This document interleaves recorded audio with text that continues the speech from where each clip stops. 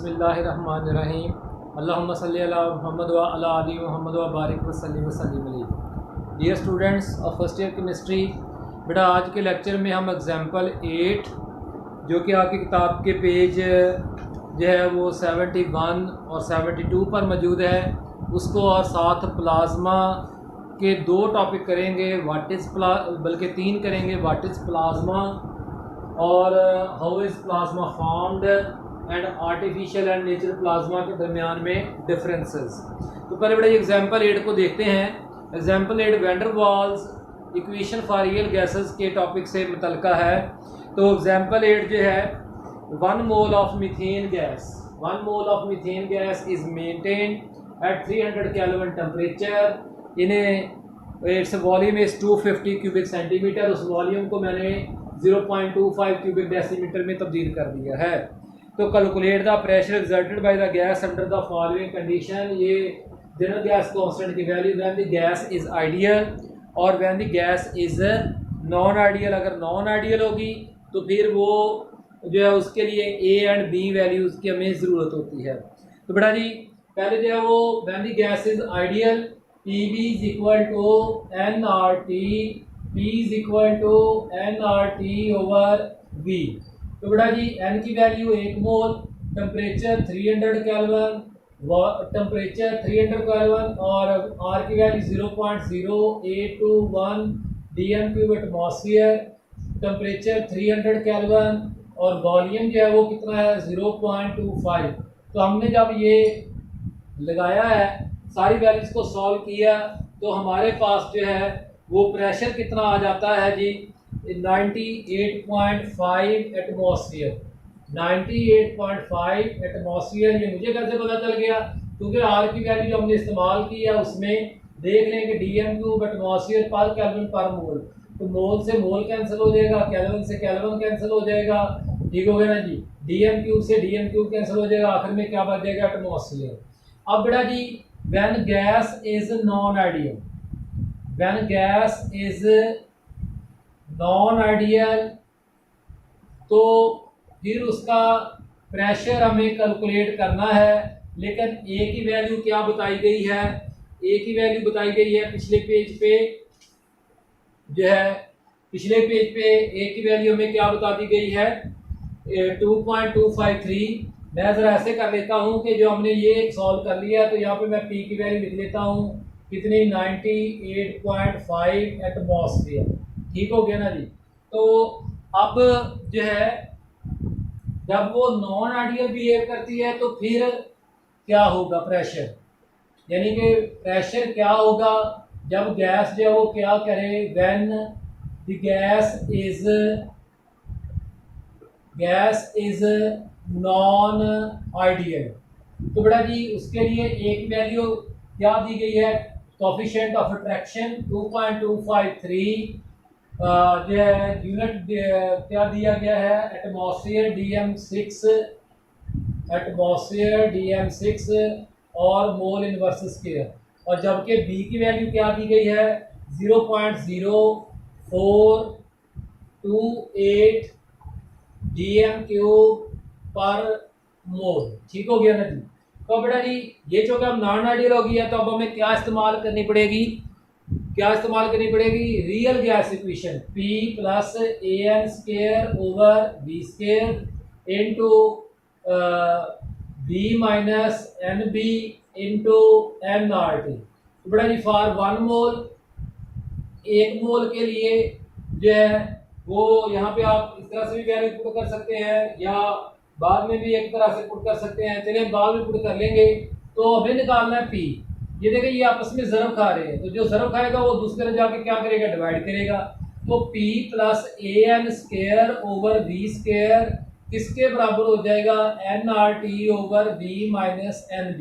ये V minus NB नीचे आके डिवाइड करेगा, इधर मल्टीप्लाई करा था तो जब आप इसको राइट हैंड साइड पे लेके जाएंगे तो ये डिवाइड करेगा।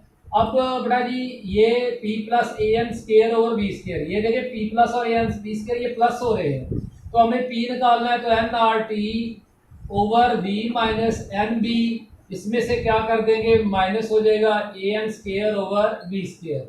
सारी वैल्यूज को पुट कर दें।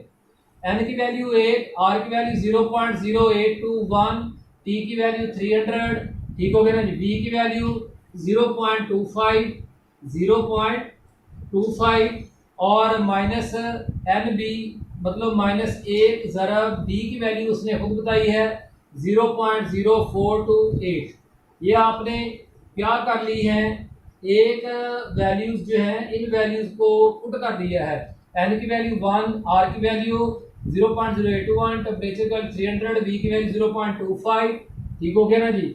और 1 n की वैल्यू फिर v minus n b, n की वैल्यू 1 और b की वैल्यू लगा दी। फिर बेटा minus a n square over b square, a की वैल्यू क्या बताई गई है 2.253, एन स्केयर की वैल्यू 1 का स्केयर 1 ही होना है, 1 ही लगा दे बेशक, ठीक हो गया ना जी। ये माइनस का साइन है बीच में, तो डिवाइडेड बाई क्या हो जाएगा v का स्केयर 0.25 का क्या हो जाएगा स्केयर हो जाएगा। तो बेटा इन सारी वैल्यूज को सॉल्व करके आपके पास जो प्रेशर आता है वो कितना आ जाता है कैलकुलेट कर लेते हैं। कैलकुलेटर से आप बेशक एक दफ़ा कैलकुलेट कर लें, मैं फिलहाल किताब वाला ही लगा रहा हूँ। वो कितना आ जाता है जी, प्रेशर आ जाता है सारा कैलकुलेट करने के बाद 82.85 एटमॉस्फेयर, 82.85 एटमॉस्फेयर। तो बेटा जी अब ये गैस देखिए क्या हुआ क्या है, अगर आइडियल बिहेव करती है तो कितना प्रेशर है, यानी in the absence of attraction 98.5 atmosphere, और in the presence of attraction highly compressed state में वही वो गैस के मॉलिक्यूल जो है कितना प्रेशर एग्जर्ट करेंगे। तो अभी अगर इसको दुरुस्त करना हो तो in the non ideal pressure has lesson. अगर आपको पी डैश की वैल्यू निकालनी है, हमें पता है कि ये कौन है, ये काइनेटिक प्रेशर है, पी आई कौन है, आइडियल गैस काइनेटिक प्रेशर है, ये ऑब्जर्व्ड प्रेशर है। तो पी हमने कहा था जी कि जो ऑब्जर्व्ड प्रेशर होता है वो किसके बराबर होता है, आइडियल प्रेशर में से पी डैश को माइनस करें, पी डैश को निकालना है तो फिर आपको क्या करना पड़ेगा, जो है आइडियल प्रेशर में से ऑब्जर्व्ड प्रेशर को माइनस कर देंगे। तो बेटा जी क्या वैल्यू आपके पास आ जाती है 98.5 माइनस 82.85। तो इसको जब आप सॉल्व करते हैं तो 15.65 एटमॉस्फेयर वो प्रेशर है जो कि मीथेन के मॉलिक्यूल जो है वो due to the attractions exert ही नहीं कर पाए। ठीक हो गया ना जी। अब बेटा अगला टॉपिक शुरू करते हैं, प्लाज्मा।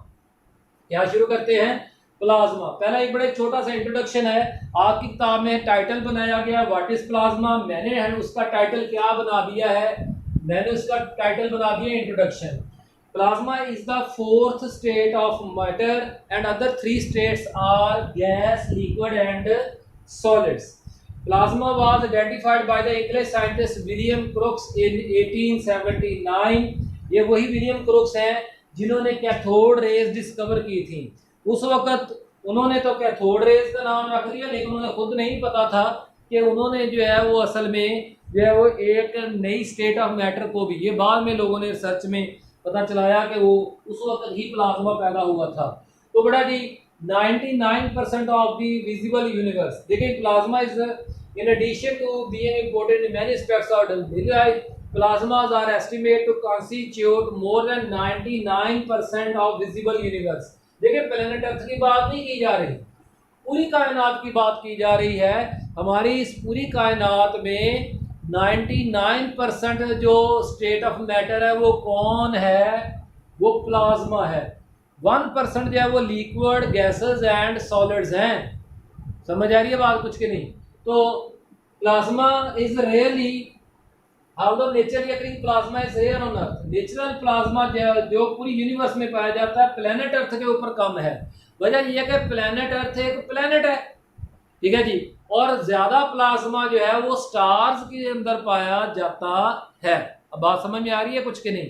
तो अच्छा जी, तो बहरहाल हम ह्यूमंस ने जो आर्टिफिशियल प्लाज्मा बनाया है, तो there are some examples, man made example plasma inventor have used plasma to conduct electricity in neon science. देखिए गैस हवा के अंदर बिजली गुजरती है, आपके इर्द गिर्द तारे लगी होती हैं बिजली की, उनमें से तो हवा में से तारे करंट गुजर के आपके तक नहीं आता, लेकिन इंतहाई ज़्यादा लो प्रेशर पे जो है ये करंट जो है वो गैस में से गुजर जाता है, यानी एयर में से गुजर जाता है, तो उस वक्त प्लाज्मा पैदा होता है।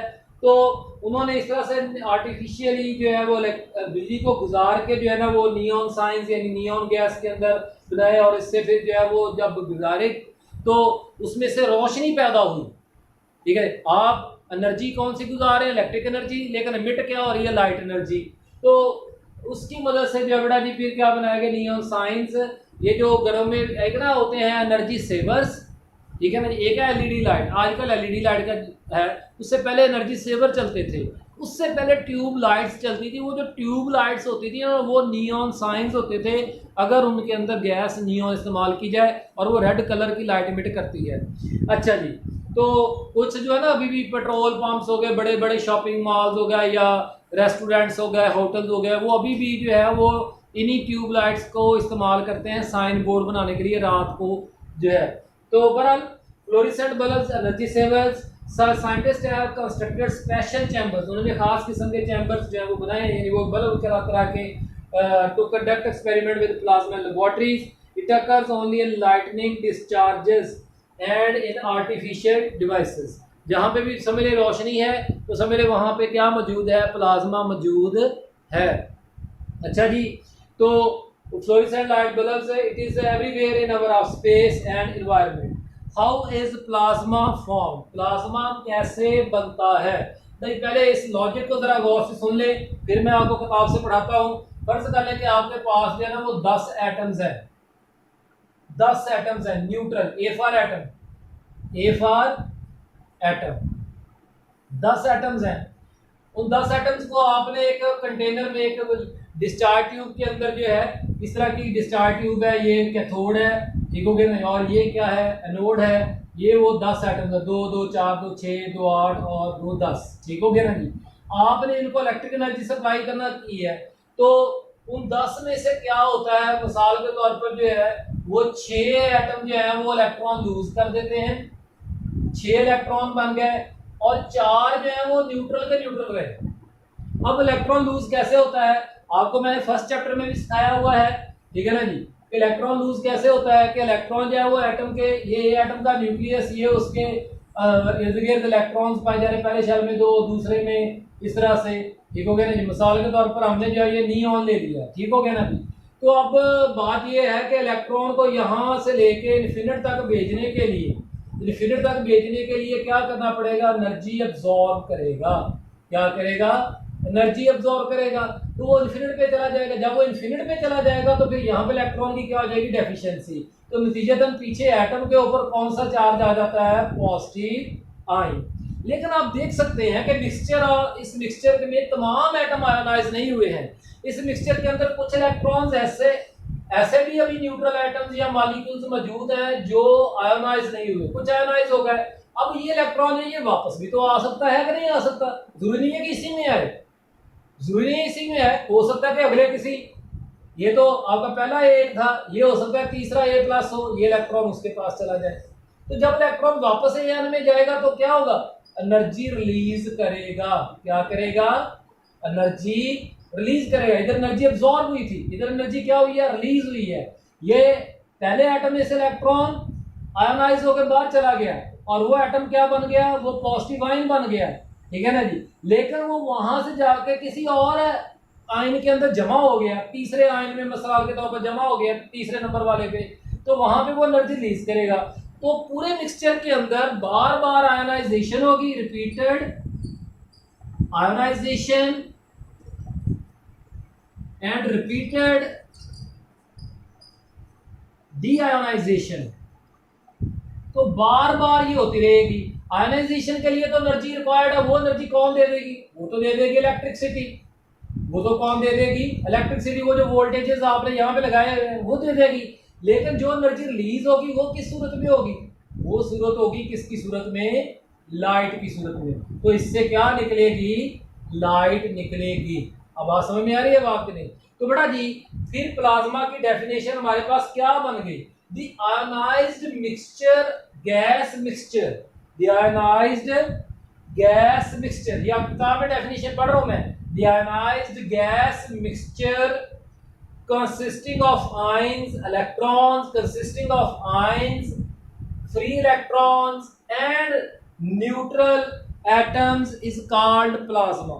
तो प्लाज्मा है तो एक तरह का गैसियस ही, लेकिन ये ऐसा गैसियस स्टेट है जिसके अंदर आयंस भी मौजूद हैं, फ्री इलेक्ट्रॉन्स भी मौजूद हैं और न्यूट्रल एटम या मॉलिक्यूल्स भी मौजूद हैं। तो बेटा जी अब जरा इसको पढ़ें पैराग्राफ को। How is plasma formed? तो when more heat is supplied the atoms or molecules may be ionized and electron may gain enough energy to escape its atom. Electric energy को अब्सॉर्ब करके या हीट एनर्जी को absorb करके वो अपने atom में से एस्केप हो जाएगा and this atom loses one electron and develops A net positive charge, और वो एक पॉजिटिव चार्ज इख्तियार कर लेता है। इट बिकम्स एन आयन, और वो आयन बन जाता है। ये सारा कुछ मैंने आपको सिखाया। In a sufficient heated gas ionization happens many times, कई दफा आयनाइजेशन होती है, ठीक है ना जी, creating cloud of free electrons and ions, और एक क्लाउड सा बन जाएगा फ्री इलेक्ट्रॉन्स का, आयंस का और न्यूट्रल एटम्स का। However, all the atoms are not necessarily ionized and some of them may completely intact, वैसे के वैसे पड़े रहते हैं with no net charge। तो बेटा जी ये प्लाज्मा की definition, the ionized gas mixture consisting of ions, electron, neutral atom is called plasma। How plasma is different from gaseous state? आपकी किताब में लिखा हुआ है कि plasma is a distinct state of matter containing significant number of electrically charge particles. ऐसी कोई और स्टेट ऑफ मैटर नहीं है। अगर सॉलिड्स हैं या मेटल, कहते हैं सर जी मेटल्स में भी तो कटायंस एंड इलेक्ट्रॉन्स होते हैं, लेकिन मेटल्स के अंदर न्यूट्रल तो होते ही नहीं है, ठीक है ना जी। अगर आप कहते हैं सर जी कोवलेंट सॉलिड्स है या मॉलिक्यूलर सॉलिड्स है, उनमें मॉलिक्यूल्स हैं, उनमें फ्री इलेक्ट्रॉन्स नहीं है, ठीक है ना जी। और अगर आयनिक सॉलिड्स हैं तो उनमें अपोजिटली चार्ज आयंस हैं, फ्री इलेक्ट्रॉन्स नहीं है, ठीक हो गया ना जी। अगर मेटल्स हैं उनमें फ्री इलेक्ट्रॉन्स और कटायंस हैं तो उनमें न्यूट्रल नहीं है। तो ये एक यूनिक स्टेट ऑफ मैटर है। तो इस तरह से, और जब इसके ऊपर कोई आप इलेक्ट्रिक या मैग्नेटिक फील्ड लगाते हैं तो ये बकायदा उसका रिस्पॉन्स देती है, ठीक है जी। Number sufficient to affect its electrical properties and behaviour. बेटा ये artificial plasma and natural plasma, ये इसी तरह से आपने याद कर लेना है और नोट कर लेना है किताब पे डिफरेंसेस कॉलम वाइज बना के, मैंने ऊपर नीचे कर दिया, आपने कॉलम वाइज बना लेना है। It is created by ionization of gas, जबकि it is created by fusion process in stars. एक होता है फिशन और उसका ऑपोजिट क्या होता है, फ्यूजन प्रोसेस, वो न्यूक्लियर फ्यूजन, वो वाला, ठीक है ना जी। It is hardly maintained at low temperature. Artificial plasma को लो टेम्परेचर पे तो रखना मुमकिन ही नहीं है, ठीक है ना जी। अगर आप रखते हैं तो लो वैक्यूम पे रख सकते हैं, लो टेम्परेचर और लो पे। जैसे ही वो वैक्यूम से बाहर निकलेगा वो क्या होगा, it reacts with any molecules, it encounters और डिस्ट्रॉय हो जाएगा, खत्म हो जाएगा।